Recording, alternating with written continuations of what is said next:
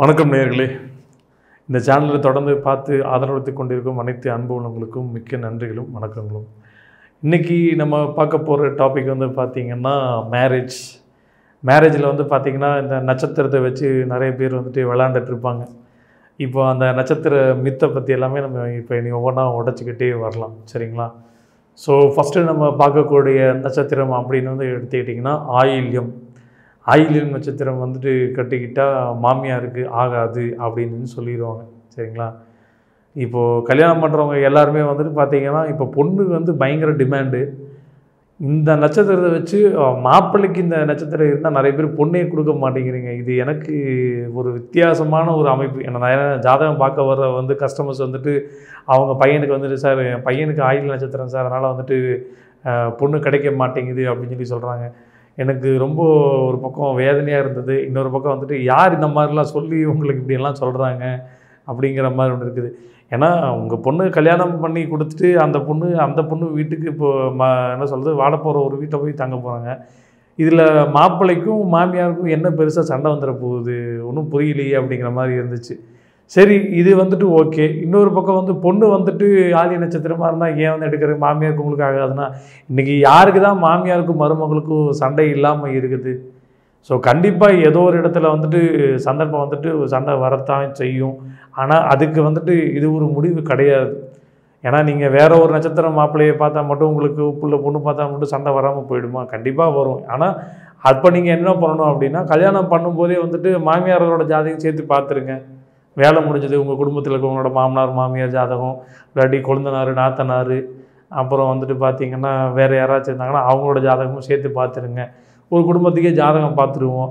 So இந்த ஆயில்ய நட்சத்திரத்துக்கு உண்டான விஷயங்கள் எல்லாமே வந்துட்டு கட் ஆகிடுங்களா யாருக்கு? ஏன்னா இப்போ வந்து நிறைய பேர் படித்து எல்லாம் வெளியூர், வெளிநாடு, வெளி மாநிலம் அப்படி போயிடுறாங்க. அப்படி இருக்கிறப்போ உங்களுக்கு இதில் என்ன ப்ராப்ளம் வந்துட போகுது? ஸோ இது வந்து பெரிய ஒரு விஷயமாக கன்சிடர் பண்ணிக்க வேணாம். தயவுசெய்து ஆயில்ய நட்சத்திரத்தில் வந்துட்டு மாப்பிள்ளை பொண்ணு இருந்ததுன்னா அவங்களோட ஜாதகத்தையும் தயவுசெய்து வந்துட்டு உங்கள் பொண்ணு கூட கனெக்ட் பண்ணிக்கோங்க. மெயினாக வந்து கல்யாணம் பண்ணுறப்போ வந்துட்டு பார்த்திங்கன்னா இந்த 10 பொருத்தங்கிற விஷயங்களை தாண்டி அந்த மாப்பிள்ளைக்கும் பொண்ணுக்கும் வந்துட்டு அடுத்து ஒரு 15-20 வருஷத்துக்கு நடக்கிற தசாபுத்தி அமைப்பு வந்துட்டு நல்ல விதமாக இருக்கா அப்படிங்கிறது மெயினாக கவனிக்கணும். இதுதான் ரொம்ப முக்கியமான விஷயமே. சரிங்களா? நீங்கள் அதை எடுத்துகிட்டு வெறும் நட்சத்திரத்துக்குள்ளே வந்துட்டு நீங்கள் வந்துட்டு வாழ்க்கையை நகர்த்திட்டு கொண்டு போகிறது ஒரு சரியான விஷயமே கிடையாது. உங்களுக்கு தவறான புரிதல் ஏற்படுத்தி கொண்ட சில ஜோதிடர்கள் பண்ண செயல்களை வந்துட்டு சரி கிடையாது. ஸோ தயவுசெய்து அவங்களெல்லாம் வந்துட்டு மன்னித்து மறந்து விட்டுருங்க. ஸோ நல்லதை மட்டுமே எடுத்து நீங்கள் கொண்டு போனீங்கன்னா ரொம்ப நல்ல விஷயம். அடுத்தது வந்து பார்த்திங்கன்னா இந்த மூல நட்சத்திரத்தை பற்றி பயங்கரமாக பேசுவாங்க. ஆண் மூலம் அரசாலும், பெண் மூலம் நெர்மூலம் அப்படின்லாம் சொல்லுவாங்க. அப்படியெல்லாம் ஒன்றும் பெருசாக கிடையாதுங்க. எல்லா மூல நட்சத்திரக்காரனும் என்ன அரசாண்டுட்டு இருக்காங்களா? கிடையாது. அதே மாதிரி மூல நட்சத்திரம் பிறந்த பெண் எல்லாமே வந்து பார்த்திங்கன்னா எல்லாருமே நிர்மூலம் ஆயிடுச்சா? அப்படி கிடையாது. ஆக்சுவலாக அர்த்தம் என்னென்னா வந்துட்டு ஆண் மூலம் அரசாலும், பெண் மூலம் நிர்மூலம்ங்கிறது வந்துட்டு அது ஒரு என்ன சொல்கிறது, ஒரு கலோக்கியாலாக சொல்லப்பட்ட ஒரு அடுக்கு மொழின்னு தான் சொல்லலாம். மற்றபடி அதில் வந்து பெரிய ரகசியம்லாம் ஒன்றும் கிடையாது. பட் ஒரு விஷயம் என்னென்னா வந்துட்டு பெண் மூலம் வந்து பார்த்திங்கன்னா உங்களுக்கு வந்து ரொம்ப புத்திசாலி, இன்டெலிஜென்ட்டு, ஒவ்வொரு விஷயத்தையும் வந்துட்டு பார்த்திங்கன்னா ரொம்ப நுணுக்கமாக ஆராய்வாங்க அப்படிங்கிற விஷயம் மட்டும்தான் இங்கே ஒரு ஆடட் அட்வான்டேஜாக நீங்கள் எடுத்துக்கணும். அதே மாதிரி ஆண் மூலம் அரசாலும் அப்படிங்கிறப்ப வந்துட்டு ஒரு அரசர் வந்து பார்த்திங்கன்னா நிறைய நகரங்களுக்கு வந்து படையெடுத்து போவார் அப்படிங்கிறது ஒரு கணக்கு. அதனால் அதில் வெற்றி கொள்வார். அவங்க மூலிமா நிறைய விஷயங்கள் கற்றுப்பாங்க. இது வந்து காலபுருஷனுக்கு 9வது வீடு. அதனால் அது சார்ந்த விஷயங்கள் வந்து நடக்கும். நிறைய ட்ராவல் பண்ணுவாங்க தனுசு ராசி மக்கள் அப்படிங்கிறது ஒரு விஷயம். சரிங்களா? வேலைக்காகவும் வேலை சார்ந்த விஷயத்துக்காகவும் வெளிநாடுகளுக்கும் ஒரு பயணங்கிறது இவங்களுக்கு இருந்துகிட்டே இருக்கும். ஏன்னா இவங்க படிக்கிறதுக்காகவும் வெளிநாடுக்காக வேலைக்கு போவாங்க. ஏன்னா இவங்களுக்கு 4ஆம் இடம் வந்து குருவோட வீடாகவே வருது. இது காலபுருஷனுக்கு 12வது வீடு. ஸோ கண்டிப்பாக வெளியே போவாங்க. இப்போ இந்த மூல நட்சத்திரம் வந்துட்டு பார்த்திங்கன்னா தனுசு வீட்டில் இருக்கிற ராசி எல்லாமே வந்து கெடுதல் எதுவும் செஞ்சிட போகிறது கிடையாது.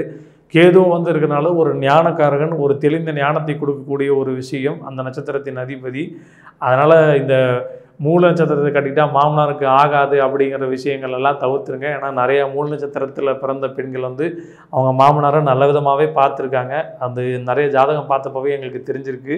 ஸோ அதனால் அதுவும் ஒரு மிகைப்படுத்தப்பட்ட பொய். அதனால் அதையும் நீங்கள் தாராளமாக வந்துட்டு ரிமூவ் பண்ணிக்கோங்க. மூல நட்சத்திர பொண்ணையும் மாப்பிள்ளையும் தாராளமாக கல்யாணம் பண்ணிக்கோங்க. இன்றைக்கி எல்லாருமே ஜாயின்ட் ஃபேமிலியில் கிடையாது. கல்யாணம் பண்ணிட்டு அவங்க தனி குடித்தனம் தான் நீங்கள் வைக்க போகிறீங்க. அப்படியே இருந்தாலும் அந்த கூட இருக்கிறப்ப வந்துட்டு யாரோ ஒருத்தர் வந்துட்டு அட்ஜஸ்ட் பண்ணிட்டு போயிடும். மெயினாக அதோட தசாபுத்தி வரணும். வரும்போது தான் இங்கே பிரச்சனை. அங்கே தசாபுத்தி வரப்போகிறது இல்லை. அப்புறம் மூல நட்சத்திரம் என்னங்க பாவம் பண்ணுச்சு. ஸோ அதை வந்து அவாய்ட் பண்ணிக்கிறது நல்லது. இந்த மித்தில் வந்து தயவுசெய்து வந்து வெளியில் வந்துடுங்க. சரிங்களா? அப்புறம் வந்து பார்த்திங்கன்னா விசாக நட்சத்திரம் வந்து கொழுந்தனருக்கு ஆகாது அப்படின்னு சொல்லுவாங்க. விசாகமும் குருவோட நட்சத்திரம் தான். அது கொழுந்தனருக்கு ஆகாது அப்படின்னு சொல்கிறது முதல்ல கட்டின புருஷன் முன்னாடி 2 பேர் சண்டை போடாமல் இருக்காங்கிறது தான் மெயினாக பார்க்கணும். நீங்கள் கொழுந்தனாருக்கெல்லாம் பார்க்கறதுலாம் ரொம்ப டூ மச்சு. ஸோ அதனால் வந்துட்டு அந்த ஒரு விஷயத்தையும் வந்துட்டு நீங்கள் ரொம்ப கேர் பண்ணி. ஏன்னா கொழுந்தனார் வந்துட்டு பார்த்தீங்கன்னா இப்போ எல்லாருமே படித்து அவங்களும் ஏதோ ஒரு இப்போ ஒருத்தர் மதுரையில் படிச்சுட்டு சென்னையில் வேலை பார்ப்பார், இல்லை மதுரையில் படிச்சுட்டு சிங்கப்பூரில் வேலை பார்க்குறவங்களுக்கு இருப்பாங்க. இப்போ அவங்களுக்கும் கொழுந்தனாருக்கு என்ன பஞ்சாயத்து வந்துட போகுது பெருசாக வந்துடும். அவங்கவுங்க வாழ்க்கையை வந்து அவங்க லீட் பண்ணி கொண்டு போக போகிறாங்க.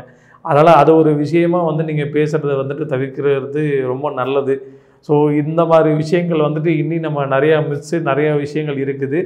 இனி நம்ம அடுத்தடுத்த பகுதிகளில் நம்ம அடுத்த விஷயங்களை நம்ம சந்திப்போம். நன்றி, வணக்கம்.